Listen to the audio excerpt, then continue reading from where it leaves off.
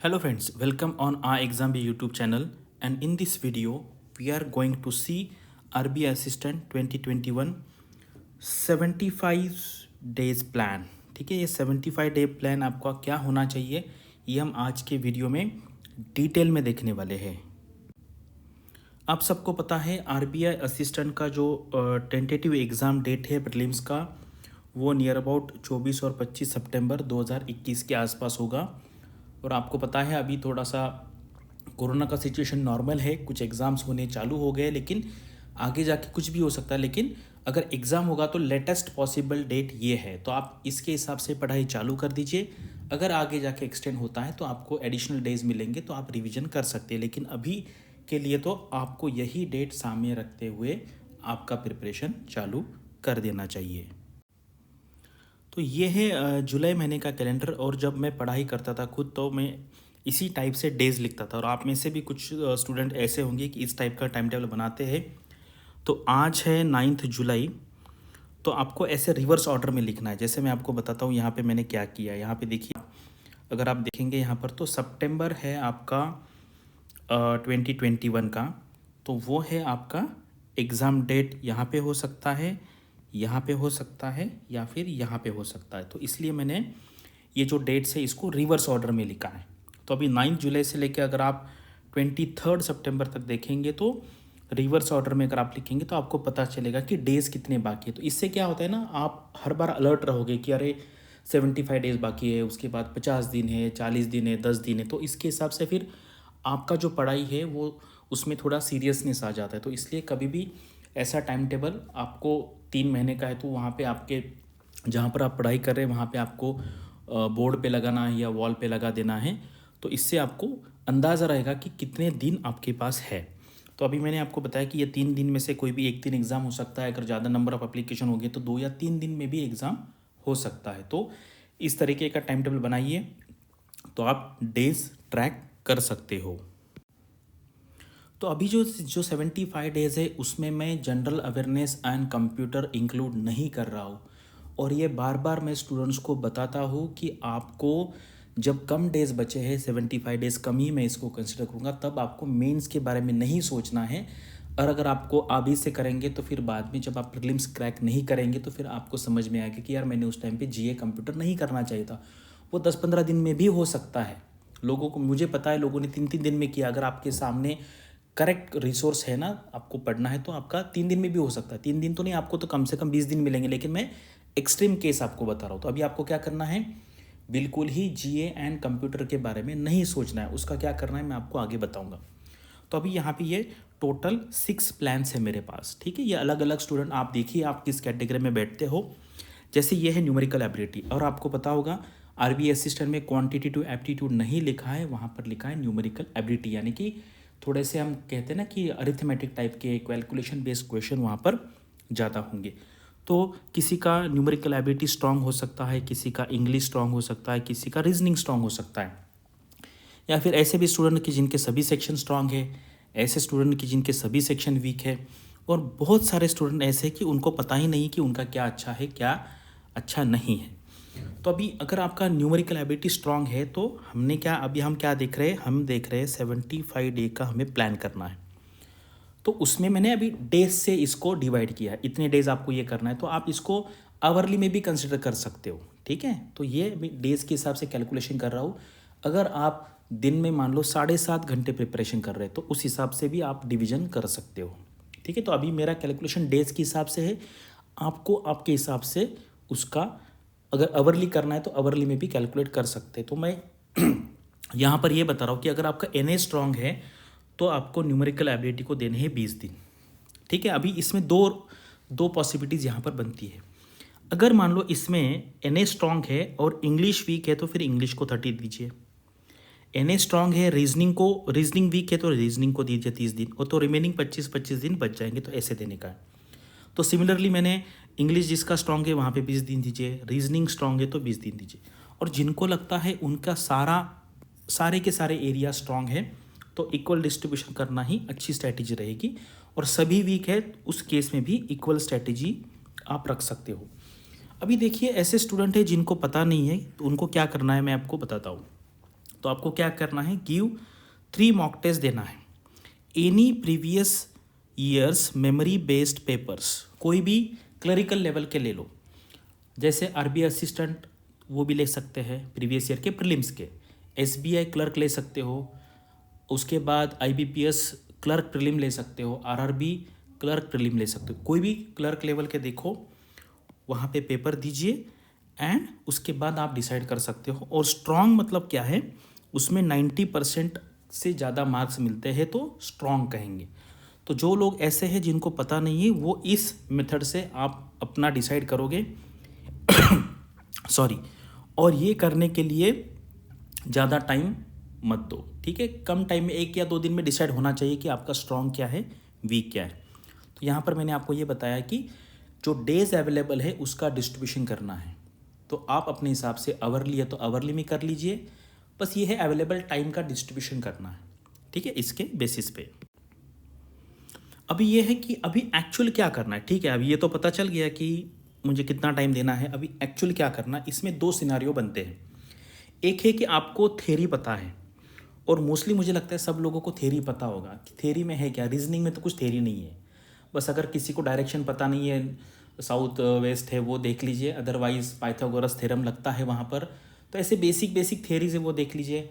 Quant में कुछ theory रहती है, कुछ फॉर्मूलेज रहते हैं, और उसके बाद इंग्लिश में थ्योरी मतलब बेसिक के ग्रामर्स रूल देखना है तो देख लीजिए, अदरवाइज वोकैबुलरी देखनी देख लीजिए। तो अगर आपकी थ्योरी अच्छी तरीके से हो गई है तो आपको क्या करना है, देखो कि आपको डेली आपको 2 फुल लेंथ टेस्ट देना है। तो प्रीलिम का फुल लेंथ टेस्ट मतलब जिसमें 100 MCQ हो और जिसका टाइम हो 60 मिनट्स, जो एग्ज़ाम के जैसा होता है उसी तरफ से, और उसका फिर बाद में एनालिसिस करना है। तो 1 घंटे का हो गया आपका टेस्ट और 2 घंटे हो गया एनालिसिस। तो टोटल एक टेस्ट को लगेगा आपको 3 आवर्स और दूसरे टेस्ट को लगेगा 3 आवर्स। और फिर बचे हुए जो 2 दिन है, मतलब यहाँ पे मैं टोटल 8 आवर्स का टाइम देख रहा हूँ, यहाँ पे 8 आवर्स का। तो फिर उसमें 2 घंटे जो है वो क्या करना है, रिवीजन करना है। रिवीजन मतलब क्या है, जैसे मान लो कि ये 2 टेस्ट देगी आपने और आपको परमिटेशन कॉम्बिनेशन के क्वेश्चन आए नहीं, या फिर आपको पाइप्स एंड सिस्टम के क्वेश्चन आए नहीं। उसमें आता है सब कुछ आता है, अगर न्यूमेरिकल एबिलिटी भी दिया है तो कुछ भी आ सकता है। जैसे मान लो आपको टाइम डिस्टेंस के क्वेश्चन आए नहीं दोनों टेस्ट में, तो वहाँ पे जाके उसकी थियरी देखनी है। तो ये 2 घंटे उस लिए रिवीजन के लिए। अभी जैसे मान लो कि आपने थियरी कंप्लीट नहीं की है, ठीक है, तो उस केस में फिर मैं 3 घंटे डिवोट करूँगा कि थियरी पढ़ने के लिए, ठीक है। एवरी 3 घंटे तो आप 1 hour maths, 1 hour English, 1 hour numerical ability, maths English reasoning, इस तरीके से दे सकते हो। और यहाँ पे आपको एक फुल लेंथ टेस्ट देना है, पढ़ाई हो या ना हो, कुछ चैप्टर नहीं हो, लेकिन फुल लेंथ टेस्ट देना है, उसका एनालिसिस करना है। तो एनालिसिस के लिए हो गया 1+2, टोटल 3 घंटे हो गए। एंड फिर इसमें 2 घंटे रिवीजन के लिए, जो नहीं आता है वो जाके देखने का है, ठीक है। तो अभी ये खुद को करना है। कुछ स्टूडेंट ऐसे हैं कि जिनको हम कहते हैं ना कि कुछ थोड़ा सा और इनपुट देने की ज़रूरत है, तो उसके लिए फिर मैंने अभी रिसेंटली ही एक आई एग्ज़ाम भी ज्वाइन किया है। अभी ये चैनल आप देख रहे, तो यहाँ पर हमने काफ़ी अच्छी तरीके से कोर्स डिज़ाइन किया। वहाँ पे बहुत सारे क्वेश्चंस है, बहुत सारे आप कहते हैं मॉक टेस्ट भी है एग्ज़ाम लेवल के हिसाब से। फिर मैंने इसमें कुछ थोड़ा सा रिस्ट्रक्चरिंग भी किया है, कुछ टेस्ट हम इजी लेवल के लेके आएंगे, कुछ मॉडरेट लाएंगे, कुछ डिफिकल्ट लाएंगे। तो आपको एग्ज़ाम में कुछ भी पेपर आने दो। अभी अगर लास्ट ईयर देखेंगे तो पेपर बहुत ईजी आया था, 95 के आसपास कट ऑफ गया था। अगले टाइम डिफिकल्ट भी आ सकता है, मॉडरेट भी आ सकता है। तो हमें सब टाइप की प्रैक्टिस करना ज़रूरी है। तो अभी मैं जो चीज़ बता रहा था आपको कि focus on numerical ability, English and reasoning, अभी बस इतना ही करना है। जीए एंड कंप्यूटर भूल जाइए, ठीक है। अगर आपको पास होना है तो भूल जाइए, अदरवाइज प्रीलिम पास नहीं होंगे तो उस नॉलेज का कोई फ़ायदा नहीं है। Do it thoroughly so that ना mains level study should be completed before phase 1। तो ये एनए, न्यूमेरिकल एबिलिटी, इंग्लिश और रीजनिंग ऐसा करना है ना कि प्रीलिम्स मेंस का सारा हो जाए, ठीक है। क्योंकि फिर बाद वाला टाइम में हमें जीए एंड कंप्यूटर करेंगे। After phase 1 you have to focus on GA plus computer and revision of ये तीनों सब्जेक्ट का आप रिविजन करेंगे। डोंट फॉरगेट दिस एडवाइस, ठीक है। लास्ट ईयर हज़ारों लोगों ने ये फॉलो नहीं किया था, नहीं सुना था, फिर वो फेल हो गए प्रीलिम्स में। फिर उन्होंने कहा कि सर हमने सुनना चाहिए था, 0.25 से गया, 0.5 से गया। तो इसलिए जीए एंड कंप्यूटर में अभी टाइम वेस्ट मत कीजिए, ठीक है, तो ये स्ट्रैटेजी आपको डेफिनेटली फॉलो करना है। तो ये है हमारे लास्ट ईयर के जो कट ऑफ्स है वो यहाँ पर आप देख सकते हैं। तो ये लेफ्ट साइड में जो है वो प्रीलिम्स के कट ऑफ है। अगर आप देखेंगे तो देखिए मैक्सिमम 90 के ऊपर है। बस एक गुवाहाटी ऑफिस है जहाँ पे थोड़ा सा कम था, एंड मुंबई में कम था क्योंकि वहाँ पे वैकेंसीज बहुत ज़्यादा थी। उसके बाद राइट साइड में ये देखेंगे तो ये है मेंस के कट ऑफ, यानी कि एएसए लोग हैं, इनको एलपीटी में बुलाया गया था। एंड फाइनल जो कट ऑफ है तो ये आप यहाँ पे कॉलम में देख सकते हैं। और मैंने यहाँ पर मुंबई का जो ईडब्ल्यूएस है उसको ये स्क्वायर किया है, इसलिए किया है क्योंकि देखिए जिसके पास ईडब्ल्यूएस का सर्टिफिकेट था उसको काफ़ी मतलब अच्छा चांस मिला था आरबीआई में जाने का। तो आप भी अगर आपको आपके पास ईडब्ल्यूएस सर्टिफिकेट है या कोई भी सर्टिफिकेट है तो पहले से ही उसको रेडी करके रखिए, यानी कि जब एग्ज़ाम का फॉर्म भरना हो तो आपको कोई दिक्कत ना आए। तो ये एक पोल है जो मैंने मेरे फेसबुक पेज पे कंडक्ट किया था। तो मैंने क्वेश्चन पूछा था कि जो लोग मेंस अपीयर किए हैं ओवरऑल कट ऑफ निकल गया है लेकिन सेक्शन कट ऑफ की वजह से रह गए, तो वहाँ पे सबसे ज़्यादा कंट्रीब्यूशन जीए का था।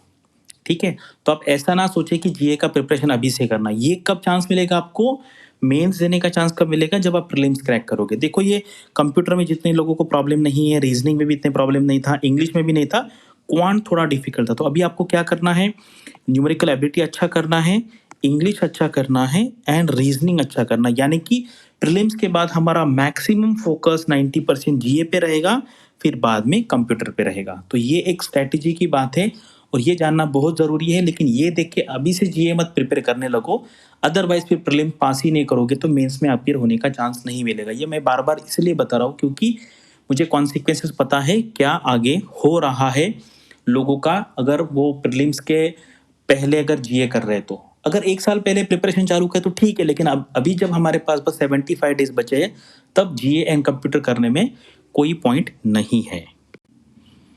तो अभी ये लास्ट जो रिक्रूटमेंट हुआ ना आरबीआई का, वो असिस्टेंट का वो हुआ था 926 पोस्ट के लिए और वो 2019 का था। ठीक है, आप ईयर समझ लीजिए, अभी जो आएगा 2021 वाला आएगा। ठीक है, बीच में हुआ नहीं क्योंकि आपको पता है प्रोसेस काफ़ी डिले होती गई, कोरोना की वजह से कुछ कोर्ट केस भी चल रहा था। तो अभी जो एग्ज़ाम आएगा वो आरबीआई असिस्टेंट 2021 का होगा। वैकेंसीज मेरे हिसाब से 900 से 1000 के आसपास हो सकती है। अभी ये ऐसे स्टूडेंट्स के लिए है जिनको मतलब अभी कुछ पता नहीं है, नए नए लोग हैं, कैसे प्रिपरेशन करना है, कहाँ से पढ़ना है। यूट्यूब पे देखेंगे तो इतने सारे वीडियोस है, कन्फ्यूजन हो रहा है कि क्या पढ़े, क्या देखे, क्या ना देखे। उसके बाद हमें क्वेश्चन बैंक कहाँ से मिलेगी, अच्छी क्वेश्चन बैंक कहाँ से मिलेगी। तो ये इस आगे की कुछ स्लाइड्स ऐसे लोगों के हैं जिनको कुछ इनपुट चाहिए, कुछ हेल्प चाहिए। तो ये हमारा कोर्स है, मैं आई एग्ज़ाम भी पे, और मैं आपको ये एक्सप्लेन करूंगा कि ये कोर्स कैसा है। कोर्स स्ट्रक्चर अगर एक बार आप जान लेंगे ना तो आपको आसानी होगी। ये हमारा डैशबोर्ड है, जैसे डैशबोर्ड आप ओपन करेंगे तो यहाँ पे ये टैब से इंट्रोडक्शन स्ट्रेटेजी यहाँ पे देखेंगे तो introduction, guidance, preparation strategy, previous year papers आपको यहाँ पर मिलेंगे। उसके बाद एक प्रीलिम्स का टैब है, मेंस है, लाइव क्लासेस भी होती है, टेस्ट भी है। तो लाइव क्लास होना बहुत ज़रूरी है, अदरवाइज क्या है ना, आप वीडियो देखते जाएंगे और आपको डाउट आएंगे तो आप पूछेंगे किन से।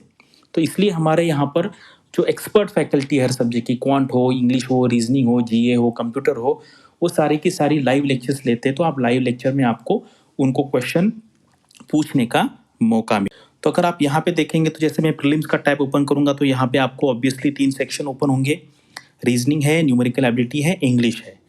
बाद ये मेंस में आपको पता है यहाँ पर जीए ऐड होगा एंड कंप्यूटर होगा। तो यहाँ पे जाने के बाद अंदर क्या दिखेगा वो भी आपको मैं बताऊंगा। अब ये लाइव क्लास रिकॉर्डिंग है तो जितने सारे हमारे सेक्शंस है उसकी लाइव क्लासेस होती है, और अगर आपका कोई लाइव क्लास मिस हो गया तो उसकी रिकॉर्डिंग भी आपको मिलेगी। अभी ये टेस्ट है, यहाँ पे आपको प्रीलिम्स की टेस्ट मिलेगी, मेंस की टेस्ट मिलेगी। तो आपको टेस्ट देना चाहते हैं तो दे सकते हैं, लेकिन मुझे लगता है अभी तो प्रीलिम के टेस्ट पे ही मैक्सिमम आपको फोकस करना चाहिए। तो अभी जैसे ही आप प्रीलिम्स की टेस्ट ओपन करोगे तो आपको यहाँ पे काफ़ी सारे टेस्ट दिखेंगे। उसके बाद आपको जो प्रीवियस ईयर के मेमोरी बेस्ड क्वेश्चन जैसे 2017 का है या 2019 का है वो भी यहाँ पे आपको मिलेगा। और अभी मैंने हमारे टीम से कहा है कि अभी और इसमें 10 टेस्ट ऐड करें। ठीक है, 10 टेस्ट ऐड करने के बाद और उसको हम कैटेगराइज भी करेंगे कि इजी लेवल के टेस्ट है, मीडियम है, डिफिकल्ट है। तो ये आपको समझना बहुत ज़रूरी है, क्योंकि एग्ज़ाम में कैसा भी पेपर आ सकता है। अभी तक तो लास्ट ईयर बहुत ईज़ी था, बहुत ईज़ी मतलब देखो लोगों को कट ऑफ 96 जा रहा है, इसका मतलब है उन्होंने 100 अटेम्प्ट किए थे एंड 1-2 गलत आ गए तो उतना आ गया। तो इस लेवल का पेपर आ गया तो भी हमें आना चाहिए, बहुत डिफ़िकल्ट पेपर आया तो भी हमें अटेम्प्ट करते आना चाहिए। तो ये है हमारा प्रीलिम्स का मॉक टेस्ट का स्ट्रक्चर और बहुत सारे क्वेश्चन है। जैसे अभी ये है आपका मेंस का, तो मेंस के अभी इतने हमने पेपर रखे हैं, प्रीवियस ईयर के भी मेंस के पेपर आंसर दिए हैं और अभी ये 7 है तो इसको हम बढ़ा के 10-15 के आसपास करेंगे। और अभी क्या है, जैसे मान लो अब ये न्यूमेरिकल एबिलिटी में जाएंगे अगर आप मान लो, और वहाँ पर ये मैं प्रीलिम्स का दिखा रहा हूँ, तो एवरेज में आपको ना हर टाइप के पहले वीडियो में एक्सप्लेन किया जाएगा कि इजी क्वेश्चन एक्सप्लेन किए जाएंगे, फिर मीडियम है और काफ़ी सारे चैप्टर टेस्ट मिलेंगे आपको। तो मुझे लगता है 4-5 हज़ार क्वेश्चन तो डेफिनेटली हमारे यहाँ पे होंगे ही होंगे। तो ये मान लो आपका एवरेज टॉपिक था, ये प्रीलिम्स थे। अगर आप मेंस में जाएंगे ना तो वहाँ पे आपको हाई लेवल के वीडियोस भी मिलेंगे एंड टेस्ट भी मिलेंगे। तो आपको अगर आप प्रीलिम्स के टैब में जाएंगे मान लो क्वांट के, तो वहाँ पे आपको इजी एंड मीडियम लेवल के क्वेश्चन मिलेंगे एंड मेंस के टैब में जाएंगे तो वहाँ पे हायर लेवल के मिलेंगे। तो ये इतना अच्छा डिज़ाइन किया हुआ कोर्स है। अगर आप वहाँ पे जाएंगे तो आपको थ्योरी वीडियोस भी मिलेंगे, बहुत सारी टेस्ट भी मिलेंगी, चैप्टर टेस्ट मिलेंगे। तो काफ़ी एक अच्छा डिज़ाइन किया हुआ कोर्स है। जिनको चाहिए कि उनको कुछ इनपुट चाहिए और एक ही जगह पे सब कुछ मिले, आपको इधर उधर ढूंढना ना पड़े, क्योंकि अभी 75 डेज बचे तो आपके पास टाइम नहीं है सर्च करने के लिए। ये था मेरे लिए, मेरे तरफ से आपके लिए 75 डेज प्लान। आपके अगर कुछ डाउट्स है तो आप यहाँ पे डिस्क्रिप्शन बॉक्स में मुझे पूछ सकते हैं, ठीक है। And thank you and all the best for your upcoming examination and your studies. और आरबीआई असिस्टेंट का नोटिफिकेशन जो है वो जुलाई एंड तक या फिर अगस्त के फर्स्ट वीक तक आने वाला है। दिस इज कंफर्म, मतलब हम कहते हैं ना 99% कंफर्म है। अगर कुछ कोरोना का स्पाइक होता है थर्ड वेव फोर्थ वेव का तो ही नहीं होगा, अदरवाइज ये फिक्स्ड है। इस मंथ में आरबीआई असिस्टेंट का नोटिफिकेशन आएगा, लेकिन तब तक ये आपका जो प्रीशियस टाइम है वेस्ट मत कीजिए, जल्दी से जल्दी पढ़ाई चालू कीजिए। अगर आपको हमारा कोर्स ज्वाइन करना है तो डिस्क्रिप्शन बॉक्स में मैंने लिंक दिया हुआ है, आप वहाँ से क्लिक करके कोर्स ज्वाइन कर सकते हैं। Once again thank you and all the best.